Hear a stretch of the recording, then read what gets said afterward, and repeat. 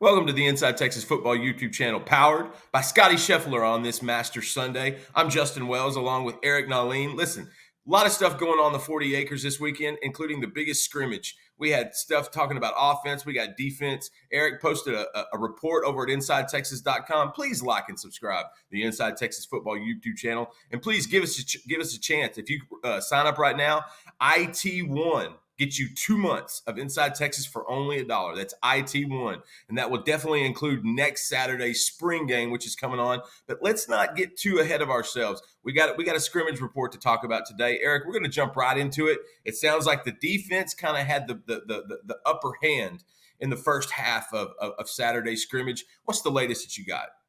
Yeah, the defense started off well, but there's a caveat there because it was ones versus twos for much of that portion. It was about in total it was about 70 plays, a lot of it free flowing scrimmage and some of it situational red zone 2 minute stuff. But yeah, the defense really started off well. The really good coverage in the secondary and a lot of pressure on the quarterback, whether it was ones or twos. We heard that Barron Sorrell had a couple sacks. Colin Simmons got himself another one. Jare Bledsoe, Zena Umuzulu got into the mix. So if Jare Bledsoe and Zena are getting in there, then that means that the first team offense is probably giving up a little bit of pressure, and that's certainly one of the takeaways from the scrimmage was the offensive coaches weren't too happy with the amount of pass with the pass protection overall. However, when they got into the red zone a little bit later, the offense really turned it on, and that was ones versus ones. But back to defense, I should mention Malik Muhammad was the player of the scrimmage overall. He had an interception, a couple pass breakups, and generally just was really, really good in coverage. So he's looking really good after missing a couple practices with a very, very, very minor hamstring issue. Probably an issue that wouldn't even kept him out of a game or in season practices. There was just no reason to push him, but he's playing great. You talk about this all the time. A lot of this is a zero sum outcome. Yeah. One does well, the other doesn't, and vice versa. You had a tweet yesterday that went pretty hard on Twitter, talking about Malik Muhammad was the best player on the field on Saturday. You talked about he had a pick, he had some great coverage. What is it about Malik Muhammad that's making him stand out over the rest of those guys on that defense? Well, it's interesting. We had just recently, one of the sources said Terrence Brooks had probably been the best corner to this point, and then of course the very next day, Malik Muhammad's the best player on the team, at least for 2 hours. His football IQ is through the roof. His awareness. The pick came on an overthrow. I believe Arch overthrew it. So anytime there's an overthrow, you got to have good awareness, have your eyes on the ball, be ready for it. His football IQ is through the roof, and he's a good athlete. But what really separates him is the way he prepares and just the way that he sees the game. He's like a coach on the field, but wrapped up in an elite corner. Yeah, and it's fun. It was fun covering Manny in recruiting. He's only been on campus for a year. He enrolled early last year. He's been there for 12 months. And the impact I think he made last year was tremendous as a true freshman.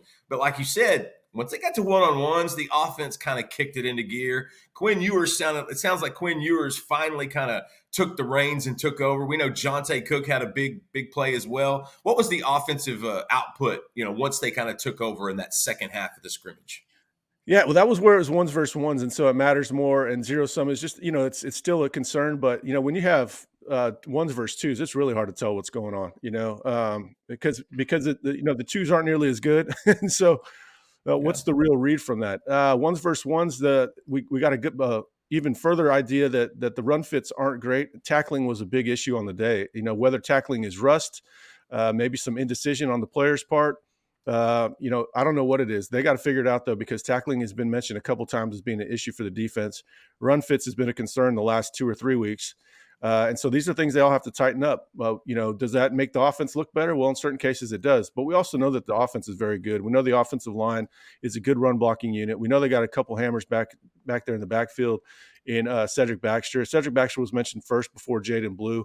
But previous to that, we've been hearing a lot about Jaden Blue, even more so than Baxter. So Quinn's got all these weapons, and it's got a run game.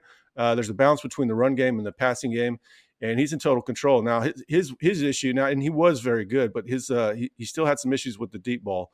But he was probably the second best player on the field yesterday, at least per one source.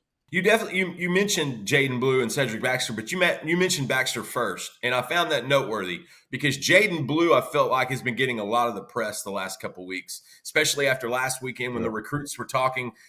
Every name they mentioned was either Jaden Blue or Ryan Wingo. It sounded like Baxter. It's a good little battle. Is this going to be a running back by committee type deal for them in 2024? It's shaping up to be that way. Yesterday in the red zone, I think in the red zone they start from the 25.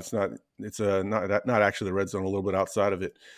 And there's a scoring system, so the defense can actually score points if they hold them to a field goal, turnover on downs, turnover, that's points. And so the offense scored 3 touchdowns, so they housed them 21-0.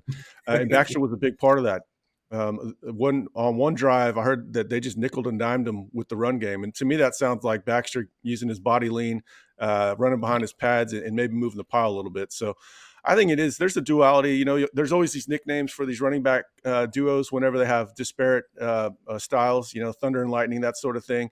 I think they do need Cedric Baxter to provide some of that thunder between the tackles. But Jaden Blue's running with better power than ever before. He's bigger, stronger. He's one of the fastest running backs in the country. In fact, one of the fastest players in the country. So, I mean, they're both going to play. I don't know how I like to see them both out there in 2-back sets, to be honest. They've got enough depth behind them to pull that off. They were running some 21 personnel, I know, last week. I'm not sure how much they did this week, but that looked like a nice little wrinkle in the offense. And if Baxter and Blue are going to be thunder and lightning, can Trey Wisner be the hellstorm? Because that's a guy that – Yeah, he can. Yeah, he can provide that other element. Similar to Keelan Robinson, where you more often than not you just want to get him the ball in space. But Trey's a game runner between the tackles too. He's a hard nosed player. It's not all about size. It's how hard do you hit the hole, your downhill velocity, and just running angry. And Trey plays angry. I mean that in a good way. And so yeah, I think he will carve out a role this year, and it just depends on how good the run game is. The better the run game is, the more carries they're gonna have, and more they're gonna spread those out. And there's one more player I want to mention that didn't get mentioned in our practice report. Bring it to me. Parker Livingstone had a 60-yard touchdown on a slant. And so, the context of how these always come down is important because, it's third team, but this isn't your typical third team. He's going up against guys that are going to be future first teamers, that are going to be studs, guys that are going to play in the NFL. Just look at the guys they signed in the last class in the secondary, and you'll get an idea of what I'm talking about. The important context there is how was the touchdown scored? If it's a 60-yard bomb, okay, that's one thing. We know he's got good ball skills and all that. But if he's scoring on a slant, he's doing a lot of work on the ground. So that speed that he's demonstrated in high school is checking out in college as well. So, yeah, 13 touchdown doesn't mean all that much, but it does show us something about him and his athletic traits transitioning to college. I love hearing Livingstone get mentioned. I know he had a couple other earlier practices where he did well. It's just so good to see an early enrollee guy starting to kind of make we've heard a lot about Aaron Butler, and of course Ryan Wingo. Hear about him all the time. So it's good to hear about those other young wide receivers too. Just a little check, store it at a safe place. It's not going to be huge for this season. I don't think he's going to play a ton, just given the way the roster depth chart looks. But let him keep working and let him keep developing. It might be something exciting on the other end. Hey, we're almost going to wrap this up. There's a ton of info in a good little window of time. One more question, Eric. This is the last week of practices, and then we got the spring game, the orange-white game on Saturday. What are you looking forward to in that event, and will you be at Posse East with me afterwards? Go. Absolutely, yeah. I'm looking forward to a lot of people joining us at Posse East. It's right down the street from campus. You can't miss it. Get there early. I'm just looking I'm hoping to see better run fits and good tackling. The issues that were transpired in the practice yesterday, I'd like to see those all addressed. I'm sure the coaches would. On offense, that would mean better pass protection. It would mean more success on the deep shots. On defense, it would mean more consistent in your run fits and better tackling. So those are kind of the themes throughout the spring that we're picking up on. Themes tend to carry over in the off season. And you need to address them in August, because if you don't address them in August, we know we're going to see them in September, and you don't want to see that.